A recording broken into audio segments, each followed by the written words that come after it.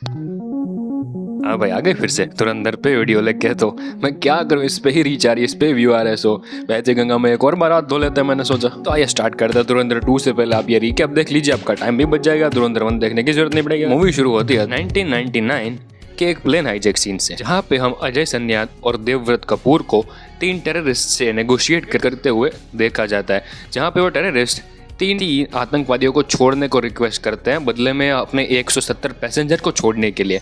और ऑब्वियसली मजबूरी में अजय सन्याल वगैरह मान जाते हैं। बट उसके बाद जब उन लोगों की एक पर्सनल मीटिंग होती है, हमारे अजय सन्याल, देवव्रत कपूर वगैरह सबकी, तो वहाँ पे अजय सन्याल बात रखता है कि ऐसा दोबारा नहीं होना चाहिए कि अटैकर्स प्लेन हाईजैक करके हमें धमकी दे के हम टेररिस्ट को छोड़ दें। तो हम एक कोई तो प्लान एग्जीक्यूट करते हैं जिसमें हम पाकिस्तान के अंडरग्राउंड एकदम कोर पे अटैक करें, अंदर से ही उनके सिस्टम को हम तबाह कर देंगे, तो उनके पास बाहर फोकस करने के लिए टाइम या एनर्जी ही नहीं रहेगी। तब उनकी बात का कोई विश्वास नहीं करता, सब कहते हैं कि नहीं, हमें ये नहीं करना चाहिए। बट उसके ठीक 2 साल बाद यानी 2001 में डायरेक्ट हमारे दिल्ली पार्लियामेंट पर ही अटैक होता है आतंकवादियों का। सोचो कितनी क्रिटिकल सिचुएशन थी। एंड अगेन ये भी रियल लाइफ से इंस्पायर्ड है, जैसे वो हाईजैक वाला सीन रियल लाइफ से इंस्पायर्ड था। तो उसके बाद ये लोग सोचने पे मजबूर हो जाते हैं कि हमें पाकिस्तान के आतंकवाद को ख़त्म करने के लिए कुछ ना कुछ करना ही होगा। तो वो लोग अजय सन्याल को परमिशन दे देते कि भाई कुछ ना कुछ करो, स्पाई भेजो, जो करना है करो, लेकिन हमें बचना पड़ेगा अब तो, क्योंकि ये डायरेक्ट घर में घुस चुके हैं। तो अजय सन्याल अपने एक बहुत ही बेहतरीन स्पाई यानी हमजा अली मज़ारी को अफगानिस्तान के थ्रू पाकिस्तान भेजता है। वहाँ हमजा पाकिस्तान के कराची के लियारी में जाता है, because Lyari is the main town of Pakistan. So वहाँ जाके आलम दूध सोडा के ओनर के साथ फ्रेंडशिप करके उसके शॉप में ही काम करने लगता है। वो भी आगे पता चलेगा कि क्यों, बट अभी इतना याद रखो कि वो दूध सोडा शॉप में काम कर रहा है। और उसके साथ रह के वो वहाँ के लोकल गैंगस्टर्स, पॉलिटिशियन के बारे में जान रहा होता है। एट द सेम टाइम वो वहाँ वेटर का भी काम करने लगता है। और वहाँ सारे पॉलिटिकल या गुंडों की पार्टी कौम के बेस पे बनी हुई थी, और हमजा वहाँ पे एक बलोच बन के गया था। हाँ, उसका असली नाम हमजा नहीं है, बट वो हमजा अली मज़ारी यानी एक बलोच बन के वहाँ गया था। तो एज इट इज़ क्लियर कि वो सिर्फ बलोचों की गैंग में ही एंटर कर सकता है ड्यू टू दैट कॉम रीजंस। कैसे भी करके सोच ही रहा होता है कि उनकी गैंग में मैं कैसे एंटर करूं to know things of politician, गुंड, आतंकवाद की जड़ तक पहुंचने के लिए। तो जैसे सोच रहा होता है तभी उस पता चलता है कि बलोचों की गैंग यानी रहमान डकैत की गैंग, रहमान डकैत जो कि एक बहुत ही बड़ा गुंडा कह लो, पॉलिटिशियन कह लो, जो कहना है कह लो, वो भी एक बलोची है, वो अपनी गैंग चलाता है। उनकी 2 राइवलरी गैंग भी है। एक का लीडर है अरशद पप्पू, एक का लीडर है बाबू डकैत। अब बाबू डकैत रहमान डकैत का नाजायज़ बाप है कि राइवलरी तो होनी थी, और अरशद पप्पू पॉलिटिकल रीजन की वजह से रहमान का दुश्मन है। तो न्यूज़ मिलती है कि कोई पार्टी या फंक्शन वगैरह में रहमान डकैत के बेटे आने वाले होते हैं, और उन बेटों को मारने के लिए बाबू डकैत अपने आदमी भेजता है मारने के लिए। तो तभी हमजा अली मज़ारी सोचता है कि अगर मैं रहमान के बेटों को बचा लो तो मैं उसके नज़र में आ जाऊंगा, और क्या पता वो मुझे अपने गैंग में भी शामिल कर ले। एंड लकीली जो फंक्शन में रहमान का बेटा आने वाला था और बाबू डकैत के आदमी आने वाले थे, उस फंक्शन में जूस का ऑर्डर हमजा की दुकान को ही मिला था। मतलब आलम भाई की दुकान को, हमजा वहाँ काम करता है ना, सो इसलिए मैंने हमजा की दुकान बोला। तो वहाँ बाबू डकैत के आदमी आता है, रहमान के बेटे को मारने के ट्राई करते हैं। हमजा उसके बड़े बेटे नईम बलोच को बचाने की बहुत ट्राई करता है, बट वो बच नहीं पाता। बट मौका देख के वो चिल्लाने लगता है कि गोली लग गई, गोली लग गई। देन वो बाबू डकैत के आदमियों को कैसे भी करके भगाता है, बिकॉज वो एक स्पाई है, तो उसे ट्रेनिंग दी गई है गन वगैरह की, तो उसको आता है बेसिक गन चलाना। तो ऐसे वो बाबू डकैत के आदमियों को भगाता है। एंड देन रहमान के बेटे जो कि मर चुका है उसे हॉस्पिटल लेके जाता है, लोगों को दिखा सके कि ये जिंदा था, मैं उसे हॉस्पिटल लाया, बचाने की ट्राई करते हुए, बट वो बच नहीं पाया। ऐसे वो रहमान की नज़र में आ सकता है। एंड लकीली वो आ भी जाता है। तभी उसी हॉस्पिटल में जहाँ रहमान का बेटा रखा गया है, एंट्री होती है एपेक्स प्रेडेटर यानी कि रहमान डकैत की। ये अपने बेटे की मौत की वजह से हिल चुका है पूरा। अभी वो हमजा अली को नोटिस करता है, पूछता है कि तू कौन है, कहाँ से है, क्या है। तो हमजा अपने इंटेलिजेंस के हिसाब से सारे झूठ बट सच लगने वाले जवाब देता है कि मैं यहाँ से हूँ, मेरे दादाजी आर्मी में थे इसलिए मुझे गन्स की नॉलेज है वगैरह वगैरह। मैंने आपके बेटे को बचाने की ट्राई की, बहुत सब बातें होती है। इसी के बीच रहमान सोच रहा होता है कि मैं अपने बेटे का बदला लूँगा, लेकिन तभी जमील जमाली यानी एक PAP करके पॉलिटिकल पार्टी है वहाँ की, पाकिस्तान उस पार्टी के जो मैन हेड है उसकी एंट्री होती है, जो कि बहुत ही डबल फेस्ड आदमी होता है। वो वहाँ आके रहमान को पहला फुसला के समझाता है कि अभी अटैक नहीं करते, अभी इलेक्शन सर पर है, अगर हमने जवाबी हमला दिया तो क्या पता इलेक्शन हार सकते हैं। बिकॉज रहमान पीएपी के लिए काम करता था, जो कि जमील जमाली हैंडल करता है। द सेम टाइम रहमान का छोटा भाई जिसका नाम है उज़ैर बलोच, वो भी उन्हें सजेशन देता है कि वो अभी बदला वगैरह कुछ करने की ना सोचे, इलेक्शन पे ध्यान दें। बट तभी हमज़ा को एंट्री मिल चुकी होती है रहमान की गैंग में। तो हमज़ा उसे थोड़ा भड़काता है कि मैं होता तो बदला ले लेता वगैरह वगैरह सब स्टफ, और रहमान कन्विंस हो जाता है कि हाँ मर्दानगी बदला लेने में ही है।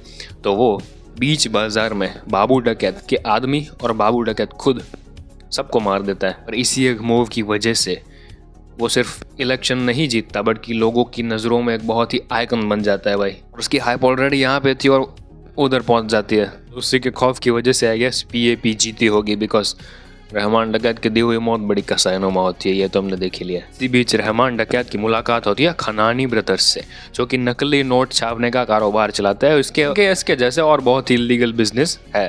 तो खनानी ब्रदर्स रहमान डकैत को उकसाता है कि अपनी पॉलिटिकल पार्टी निकालो यार, तुम तो आसानी से जीत जाओगे, ये वो वगैरह वगैरह। प्लस उसके साथ वो रहमान को ऑफर भी देते हैं कि साथ में बिजनेस करते हैं, जो कि रहमान ऑब्वियसली एक्सेप्ट करेगा ही करेगा, क्योंकि वो पावर के नशे में चूर हो चुका था। खनानी ब्रदर्स रहमान की मुलाकात करवाते हैं आईएसआई के मेजर इकबाल के साथ, जो कि रहमान को ऑफर देता है कि मैं फाइनेंशियली भी बहुत सारी हेल्प करूंगा, प्लस पॉलिटिकल एजेंडा में भी बहुत सारी हेल्प करूंगा, बस तुम मेरा एक काम कर दो, मुझे बहुत सारे गन्स बारूद वगैरह चाहिए, जो कि तुम ही दे पाओगे। बिकॉज रहमान इलीगली वेपन्स की डील भी करता था पूरे पाकिस्तान में, सो उनका तो पूरा एक फैक्ट्री है गन्स की, समझ लो ऐसा। In short major Iqbal Rahman को रिक्वेस्ट करता है कि वो बलोचों के लीडर शिरानी से डील करे, वेपन डील। बलोचों की एक अपनी आर्मी अलग, एक अपनी कौम है जो कि इनके खिलाफ आज़ादी के लिए लड़ रही है।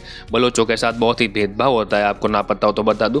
और बलोच इनके खिलाफ ही आज़ादी की लड़ाई लड़ रहे हैं, तो वो एक अपना पूरा यूनियन चला रहे हैं, जिसमें गन्स वगैरह सब वो प्रोड्यूस करते हैं अपने हिसाब से।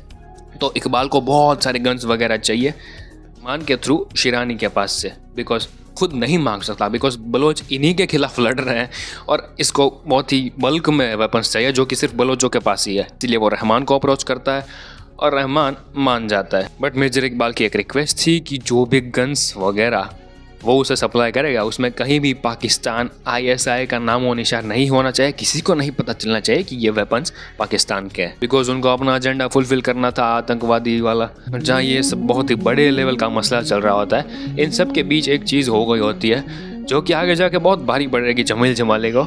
जहाँ मैं बात कर रहा हूँ लव एंगल की। हमजा अली मज़ारी जमील जमाली यानी पीएपी का वो लीडर उसकी बेटी के साथ इश्क फरमा रहा होता है, उन दोनों के बीच में प्यार हो गया होता है और वो अपना इस हिसाब से वो खेल रहे होते हैं, अपनी लाइफ जी रहे होते हैं बीच बीच में।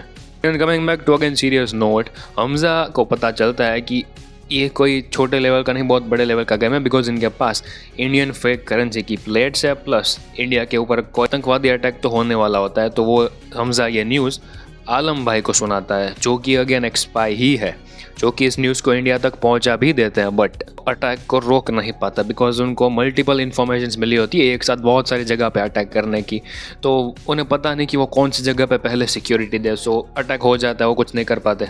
एक तरफ ये सीन चल रहा है, दूसरी तरफ जमील जमाली को पता चलता है कि रहमान डकैत अपनी ही पॉलिटिकल पार्टी बनाने के चक्कर में, यानी उनको टक्कर देने के चक्कर में, तो वो एसपी चौधरी असलम का वापस से ट्रांसफ़र लियारी में करवा देता है, जो कि 7 साल से आए गए सस्पेंडेड थे। जमील जमाली ने ही सस्पेंड करवाया था उसको। और एसपी चौधरी असलम बलोचों के बहुत ही बड़े हेटर है और उनको इस गेम में लाना वाज लाइक रहमान का पूरा खौफ ही ख़त्म कर देना। इसीलिए जमील जमाली ने मास्टर स्ट्रोक खेला और चौधरी असलम को लियारी में ट्रांसफ़र करवाया। जमील, असलम और अरशद पप्पू ये तीनों लोग मिलके एक बहुत ही खतरनाक प्लान बनाता है। उसके बाद रहमान डकैत को पकड़ भी लेते हैं। रजविनो पकड़ने के बाद एसपी रहमान को ख़त्म ही करने वाला होता है, बट तभी हमजा जमील जमाली के फ़ोन में एक वीडियो क्लिप भेजता है कि जमील जमाली की ही थी जो चौधरी असलम और अरशद पप्पू के साथ वो बातें कर रहा था ना रहमान को उड़वाने की। तो वो क्लिप हमजा के फ़ोन में यलीना के थ्रू आई थी ऑब्वियसली, जो कि जमील जमाली को नहीं पता कि उसकी बेटी इसके प्यार के चक्कर में। तो यलीना के थ्रू वो क्लिप लेने के बाद, इन सबको ब्लैकमेल करवाने के बाद हमजा रहमान को छुड़वा लेता है, बिकॉज उससे रहमान की अभी ज़रूरत थी। वो नहीं चाहता था कि इतनी जल्दी रहमान ख़त्म हो जाए। अभी उसको रहमान के थ्रू और भी बड़े बड़े पॉलिटिशियंस, नेता, आतंकवादी वगैरह सबको रीच करना था, उनको सिस्टम के बारे में और जानना था। बट देन हमें दिखाया जाता है कि 26/11 का जो मुंबई टेरर अटैक हुआ था, जो कि अगेन रियल लाइफ से इंस्पायर्ड है, मूवी में दिखाया गया है, उसमें वो वाले वेपन्स यूज़ हुए थे जो कि रहमान डकैत ने मेजर इकबाल को दिए थे। तो हमजा अंदर से शौक हो जाता है कि मैंने मेरे ही देश के लोगों को मारने के लिए हथियार सप्लाई करवाए। हाँ, उसने डायरेक्टली नहीं किए थे, बट वो इनडायरेक्टली रहमान की गैंग में ही था ना। फॉर सम रीज़न भले ही वो झूठा नाटक कर रहा होगा, बट था तो उसी में, तो उसको अंदर से गिल्ट महसूस हुई और वो तभी रहमान का भी नाम उसकी लिस्ट में ऐड कर देता है। हाँ, हमजा एक पूरी लिस्ट बनाता है कि मुझे किन किन लोगों को ख़त्म करना है यहाँ से, उसमें रहमान का भी नाम ऐड फाइनली हो ही जाता है। और इतना ही नहीं, रहमान के साथ 26/11 अटैक में जो लोग भी इन्वॉल्व थे, मेजर इकबाल, खनानी ब्रदर्स, ये वो दिस दैट, सब भी लोगों के नाम वो अपनी लिस्ट में ऐड कर देता है कि मैं इन सबको मार के ही रहूँगा। हमजा सोच रहा था कि इन लोगों को मैं मारूंगा कैसे, बिकॉज ये बहुत ही पावरफुल पोजीशन पे है, तो मुझे भी एटलीस्ट इनके लेवल तक तो आना ही पड़ेगा। इनसे आगे जाए या ना जाए वो बात की बात है, उनके जितना तो पहले होना ही पड़ेगा। तो वो एक अगेन बहुत ही शातिर चाल खेल के यलीना से शादी की बात चलवाता है। अब वो जमील जमाली का जमाई बन चुका है, जो कि पीएपी के बहुत ही बड़े लीडर है, और उनका जमाई होना तो बहुत ही बड़ा कनेक्शन ही हो गया। तो आप ही सोचे, रहमान वगैरह जो आपके सगे नहीं हैं, उन पे आप ज़्यादा भरोसा करेंगे, ये आपका सगा जमाई। तो जमील जमाली मैनिपुलेट हो जाता है। सोचो कितनी बड़ी आयरनी होगी कि मैनिपुलेटर ही मैनिपुलेट हो गया। तो उसके बाद उसकी शादी हो जाती है, और शादी के ही दिन जब सब लोग पिए हुए होते हैं, किसी को कुछ याद नहीं रहने वाला होता, तभी वो डील यानी वेपन डील की तारीख में फेरबदली करवा देता है। क्योंकि उसका प्लान था कि इस तारीख को जब मैं सबको हटा दूंगा, उजैर को अलग भेज दूंगा, रहमान के बंदों को अलग भेज दूंगा, तभी रहमान को मैं एक अलग सी पतली सी गली में ले जाके चौधरी के हाथों थमा दूंगा। तो इसीलिए वो अपने ससुर यानी जमील जमाली को कहते हैं एसपी चौधरी असलम को बुलवाने के लिए। और एसपी जमाली और रणवीर सिंह का कैरेक्टर यानी हमजा, ये तीनों बैठ के मीटिंग में डिसाइड करते हैं कि कैसे कौन सा प्लान बनेगा, क्या एग्जीक्यूशन होगा, कैसे रहमान को मारा जाएगा। तो एग्जैक्टली होता भी वैसे ही। वेपन डील के दिन वो उजैर को अलग भेज दिया है, रहमान की मोस्ट ऑफ सारी सेना को भी अलग जाने देता है, और खुद उसका ड्राइवर बन के रहमान को जंगल की ओर ले जाता है। वहाँ पे वो एसपी चौधरी असलम को सौंप देता है। उसके बाद चौधरी उसको मारता है, यानी थोड़ा सा जिंदा भी रखता है कि हमजा उसको कैसे भी करके शहर के हॉस्पिटल तक पहुँचा सके, और इसी बीच रहमान की मौत भी हो जाए। तो यानी हमजा दिखा भी सके कि वो रहमान को खुद हॉस्पिटल लेके आया, किसी और ने हमला किया था, बट मैं तो उसे बचा रहा था। इन शॉर्ट सेम ऐसा ही जो कि उसने रहमान के बेटे के साथ किया था, कि हॉस्पिटल तक लेके आने का नाटक करना कि मैंने इसको बचाने की बहुत ट्राई की, बट मैं बचा नहीं पाया। तो वैसे ही रहमान की मौत हो जाती है। हमजा आता है घर, रहमान के नाम के ऊपर लाइन बनाता है, यानी उसके नाम को ख़त्म करता है कि रहमान तो अब टपक गया। ऐसी उसकी पूरी लिस्ट होती है भाई। तभी हमें पता चलता है कि हमजा असल में है कौन। हाँ, वो स्पाई था, वो हमें शुरू से पता था, बट उसकी एग्जिस्टेंस के बारे में हमें थोड़ा सा एक हिंट दिया जाता है कि उसका नाम था जसकिरत सिंह रंगी, जिसको उम्र कैद की सज़ा दी गई थी, जो कि पहले कोई आर्मी फोर्स वगैरह में था। उसको अजय सन्याल के कैरेक्टर ने एक नया मिशन दिया, एक नया लाइफ का गोल दिया कि उम्र कैद या फांसी वो छोड़ो, हम तुम्हें एक नया स्पाई बना के अगर पाकिस्तान भेजे तो तुम्हारी लाइफ को एक नया गोल, नया मोटिव मिल जाएगा। क्या तुम रेडी हो? तभी ऑब्वियसली हमजा ने हाँ बोला होगा। तो हाँ, यही धुरंधर पार्ट 1 खत्म तो हो जाता है, बट हमें आखिर में एक पोस्ट क्रेडिट सीन दिखाया जाता था कि धुरंधर पार्ट 2 में क्या होने वाला है। रहमान के आगे और भी बड़े बड़े लोग हैं। लाइक आप हमजा की लिस्ट देखोगे तो आपको पता चली जाएगा। खनानी ब्रदर्स, मेजर इकबाल, सबसे बड़ा मछला कहना चाहूँगा मैं वो मेजर इकबाल, या उसको ख़त्म कर दिया तो आई गेस सभी दंगे ख़त्म हो जाएंगे, बिकॉज ISI का हेड है, सोचो कितना सब हैंडल करता होगा। तो इन सबको मारने की ज़रूरत थी ही, बट उसके साथ हमें रणवीर सिंह का पास्ट भी दिखाया जाएगा, यानी जसकिरत सिंह रंगी के साथ ऐसा क्या हुआ कि उसको उम्र कैद या फांसी की सज़ा दी गई थी।